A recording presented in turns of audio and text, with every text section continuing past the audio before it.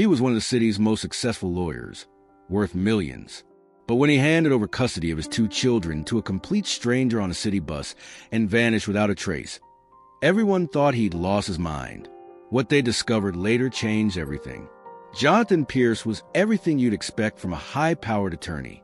At 42, he commanded respect in every courtroom, drove a black BMW, and lived in a penthouse overlooking the city.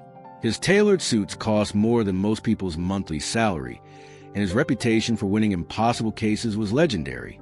But behind those sharp blue eyes was a man drowning in guilt and exhaustion. On the other side of the city, riding the number 47 bus every morning at exactly 7:15 a.m., sat Rosa Martinez. She was 63, with silver streaked hair always pulled back in a neat bun and hands weathered from decades of cleaning offices downtown. Rosa had raised 7 children of her own, buried a husband too young, and now lived alone in a small apartment, sending most of her paycheck to help her grandchildren through college. She carried herself with quiet dignity, always offering her seat to pregnant women and speaking gently to crying babies. Jonathan had everything money could buy, but he was falling apart. Rose had almost nothing, but her heart was full of love she still had left to give. The breaking point came on a rainy Tuesday morning. Jonathan's ex-wife had died in a car accident 6 months earlier, leaving him with full custody of 8-year-old Emma and 5-year-old Lucas. He thought he could handle it. Hire the best nannies, enroll them in the finest schools, provide everything they needed. But money couldn't replace the warmth of a mother's hug or the patience needed for bedtime stories. That morning, Emma had cried because her school project was due and no one had helped her with it. Lucas had wet the bed again and was too ashamed to tell anyone until the nanny found him hiding in the closet. Jonathan stood in his marble kitchen, watching his children eat breakfast in silence while the latest nanny, the 4th this year, looked at her phone with obvious disinterest. "Daddy has to go to work," he announced, grabbing his briefcase. Emma's face crumpled, and Lucas asked in his small voice, "Will you read to me tonight?" Jonathan's heart shattered as he lied. "Of course, buddy," knowing full well he had depositions until midnight. That evening, Jonathan's BMW broke down 6 blocks from his office. Exhausted and desperate to get home, he did something he hadn't done in 20 years. He got on a city bus. The number 47 was nearly empty, except for a few late commuters and an elderly Hispanic woman knitting in the back corner. As the bus lurched forward, Jonathan's phone rang. It was a nanny, quitting effective immediately. "I'm sorry, Mr. Pierce, but I can't handle this anymore. The children they need more than I can give." The line went dead. Jonathan stared at his reflection in the bus window. His children needed a mother, not a father who was never there. They needed someone who would notice when Emma was struggling with math, someone who would make sure Lucas felt safe at night. They needed love, not money. Rosa noticed a well-dressed man in the expensive suit crying silently 3 rows ahead of her. She'd seen enough broken people in her 63 years to recognize deep pain. Setting down her knitting, she moved closer. "Perdoname, senor," she said softly, "but you look like someone who needs a talk." Jonathan looked up, startled. This stranger's eyes held a kindness he hadn't seen in months. Before he knew it, words were pouring out of him about his children, his failures as a father, his crushing guilt over choosing work over family time and time again. "I have 2 beautiful kids," he whispered, "and I'm destroying their lives. They need someone who actually knows how to love them." Rosa listened without judgment. When he finished, she placed a gentle hand on his arm. "Children need love more than money, yes, but they also need their papa." "No," Jonathan shook his head. "They need someone better. Someone like you." What Jonathan said next made Rosa think she'd misheard him. "I want you to take my children, raise them. I'll sign over full custody, set up a trust fund for their expenses, and disappear. They deserve better than what I can give them." Rosa stared at the stranger in disbelief. "Senor, you cannot be serious. I am nobody. You don't even know my name. You're someone who would never let a child cry themselves to sleep. You're someone who would make sure they ate breakfast and help with homework and actually showed up to their school plays." Jonathan pulled out his business card, scribbling his home address on the back. Come meet them tomorrow. See how broken they are because of me and tell me I'm wrong." Against every instinct, Rosa found herself standing outside a luxury penthouse the next evening. When Jonathan opened the door, she saw two small faces peering around his legs. A girl with dark hair and sad eyes, and a little boy clutching a stuffed elephant. "Emma, Lucas. This is Miss Rosa. She's a friend." Over the next 2 hours, Rosa watched these children navigate their father's love like it was a foreign language.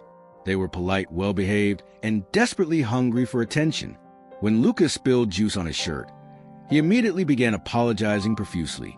When Emma mentioned her upcoming school concert, she quickly added, "But I know you're probably busy, Daddy."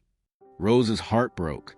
These children had learned not to need their father because he taught them their needs were inconvenient. Jonathan worked with frightening efficiency.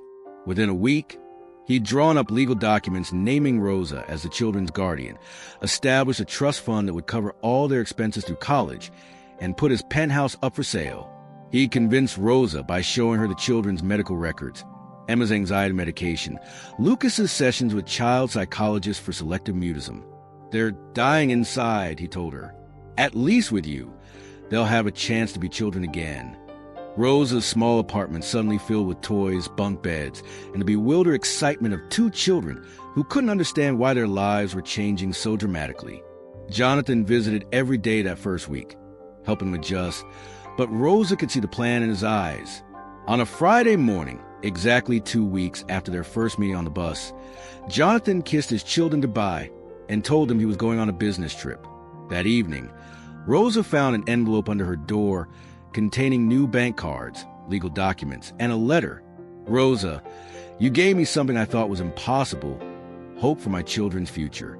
They will ask about me, and when they do, tell them their father loved them enough to give them the mother they deserved. The trust fund will provide for everything they need. I've made arrangements, so you'll never have to worry about money again. Take care of them. Let them be children. Give them the childhood I stole from them. J." Jonathan Pierce had vanished without a trace. Over the following months, Emma and Lucas slowly blossomed under Rosa's care. Lucas began talking again, chattering about his day at school and the stories Rosa told him in Spanish. Emma's anxiety diminished as she realized Rosa would always be there for soccer games and parent-teacher conferences. Rosa, meanwhile, had quit her cleaning job and devoted herself entirely to the children. Her small apartment had been exchanged for a modest house with a yard where Lucas could play and Emma could have friends over. She cooked them traditional Mexican food, taught them Spanish lullabies, and showed them what unconditional love looked like. 2 years later, a private investigator hired by Jonathan's law firm found him working at a small legal aid clinic in rural Montana, providing free services to families who couldn't afford lawyers. He'd lost 40 pounds, grown a beard, and went by his middle name, David. He lived in a tiny apartment above the clinic and spent his days helping people who reminded him of Rosa, good people who deserved better than life had given them. When asked why he'd given up everything, Jonathan's answer was simple. "I realize that loving someone sometimes means knowing when to step aside. My children needed a parent who would put them first. I never could." On Emma's 11th birthday, Rosa received an unexpected visitor. A young woman in a business suit introduced herself as Sarah Chun, a family court investigator. Jonathan had petitioned the court to allow supervised visits, not to reclaim custody, but simply to be part of his children's lives again. "He's been in therapy for 2 years, Sarah explained. "He's learned to manage his work-life balance, and he wants to try being the father they deserve, but only if you think it's what's best for them." Rosa looked at Emma and Lucas, now thriving and secure in her love. They sometimes asked about their father, and she'd always told them he loved them very much but had to go away to become a better person. "What do you think, Ms. Amores?" Rosa asked gently, "Would you like to see your papa again?" Emma, now confident and radiant, looked at Lucas, who nodded eagerly. "We like that," Emma said. "But Rosa stays with us, right? She's our mom now." Sometimes the greatest act of love is admitting you're not enough. Jonathan Pierce had everything except what mattered most, the ability to put his children's needs before his own success. In giving them to Rosa, he didn't abandon them. He gave them the gift of a parent whose love had no conditions, no billable hours, and no limits. And in learning to love himself enough to change, he earned the chance to be part of their story again. Not as the center of their world, but as a supporting character in the beautiful life Rosa had built for them. Love isn't about being perfect. It's about being present. And sometimes, being present means knowing when to step away until you can love the way your children deserve to be loved.